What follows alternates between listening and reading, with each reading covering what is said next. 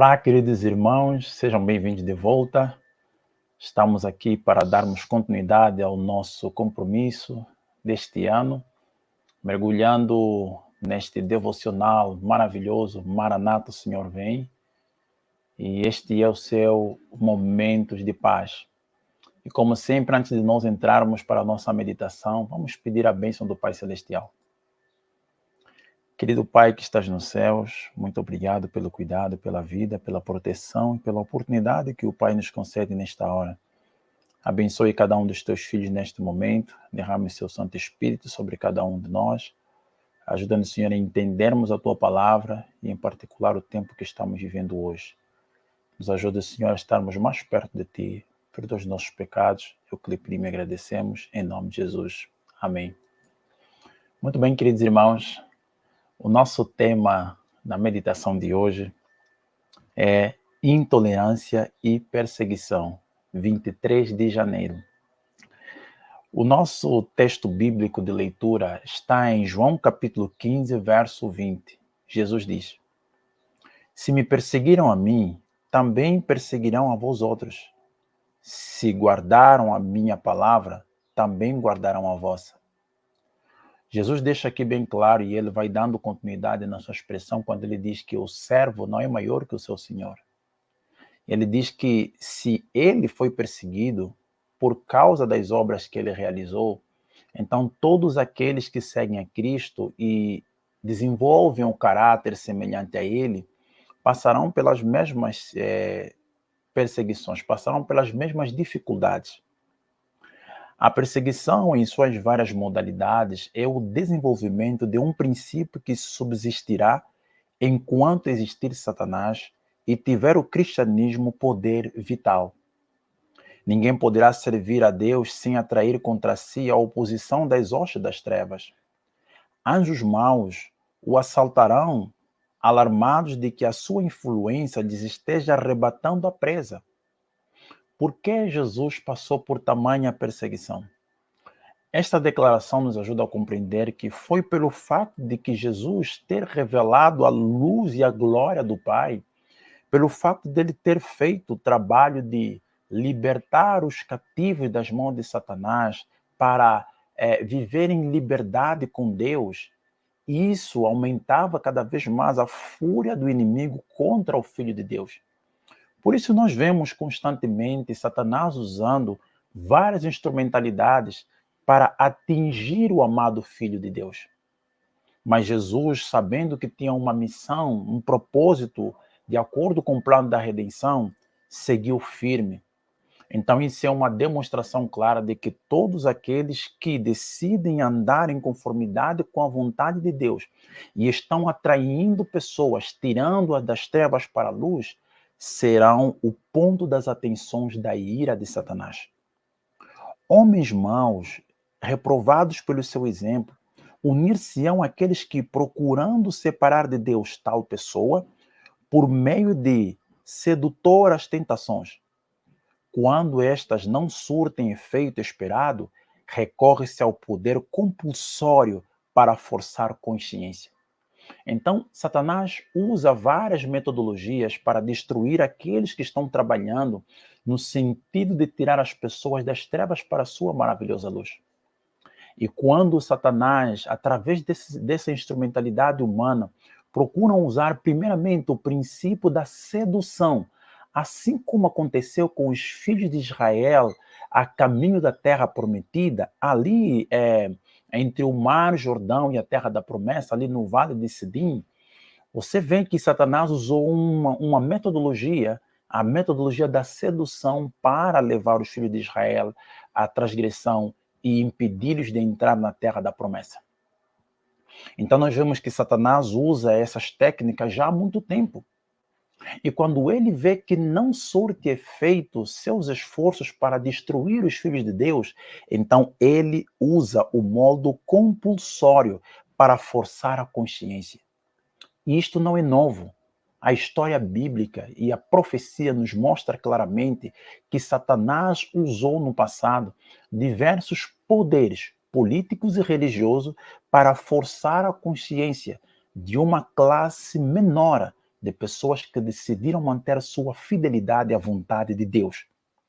E sabemos nós que estas coisas estão se repetindo já nos nossos dias. Nós estamos vendo como um movimento global está cada vez mais criando mecanismos e metodologias para oprimir e remover a liberdade das pessoas.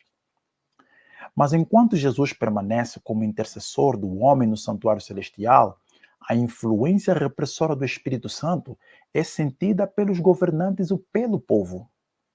Essa influência governa ainda até certo ponto as leis do país.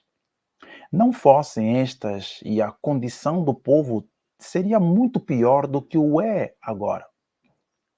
Conquanto muitos de nossos legisladores sejam ativos agentes de Satanás, Deus também tem os seus instrumentos entre os principais homens da nação. Se hoje ainda não temos já em vigor leis opressoras contra o povo santo de Deus, é porque no meio dentre estas pessoas, dentre esses dirigentes, líderes políticos, anjos estão trabalhando em favor do povo de Deus para ainda segurar os ventos, a fim de que o povo santo de Deus tenha tempo de preparação. E quando estas coisas começarem a acontecer, é uma prova clara que esses anjos, o Espírito Santo de Deus, estaria se retirando da face da terra. O inimigo incita seus servos a que proponham medidas que estorvariam grandemente a obra de Deus. Mas estadistas que temem o Senhor são influenciados por santos anjos para que se oponham a essas propostas com argumentos irrefutáveis. Assim, um pequeno grupo de homens sustará poderosa corrente de males. A oposição dos inimigos da verdade será restringida, a fim de que a mensagem do terceiro anjo possa efetuar sua obra. Quando for dada a advertência final,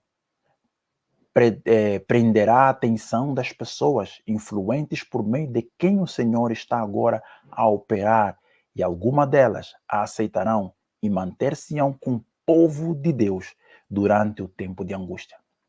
Então, hoje, esses instrumentos que estão sendo usados por Deus dentro do próprio governo, dentro das governanças políticas, estão sendo usados por Deus para defender ainda a causa do povo de Deus.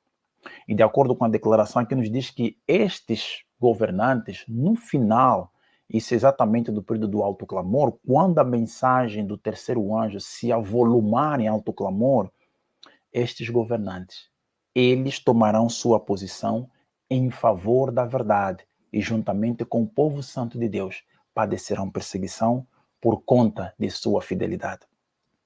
E vós, filhos de Sião, regozijai-vos e alegrai-vos no Senhor Deus, porque ele vos dará ensinador de justiça e fará descer a chuva temporã e a seródia. Joel capítulo 2, verso 23. E nos últimos dias acontecerá, diz Deus, que do meu espírito derramarei sobre toda a carne, e acontecerá que todo aquele que invocar o nome do Senhor será salvo. A grande obra do Evangelho não deverá encerrar-se com menor manifestação do poder de Deus do que assinalou o seu início. Então nós temos aqui a promessa maravilhosa de Deus. E Deus realmente cumprirá com o seu desígnio, cumprirá com o seu propósito. Ele prometeu derramar o Espírito Santo em grande medida nos últimos dias. E por isso, queridos irmãos, nós estamos cada vez mais nos aproximando da intolerância e perseguição contra o povo santo de Deus.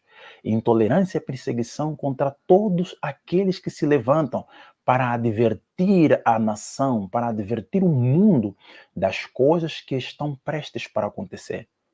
E isso não estamos falando somente de pessoas que sejam adventistas de sétimo dia, mas nós estamos vendo como Deus está usando várias instrumentalidades hoje para despertar o mundo das coisas que estão prestes a acontecer.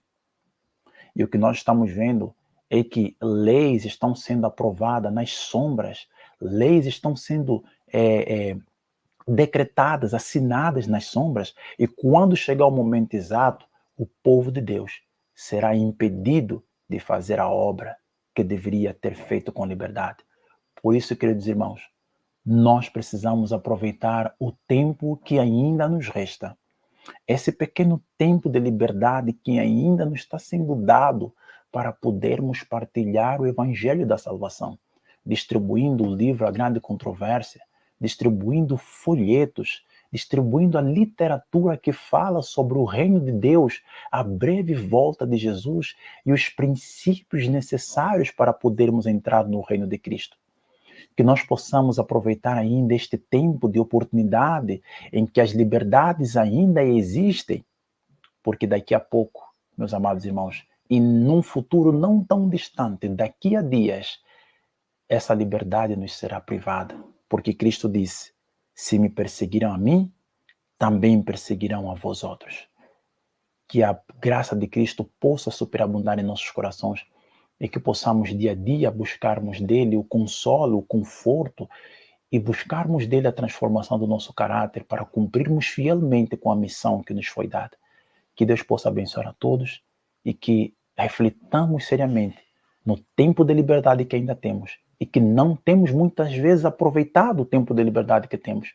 Se hoje não estamos fazendo a obra quando ainda existe liberdade, teremos nós coragem de fazer sobre momento de opressão e proibição?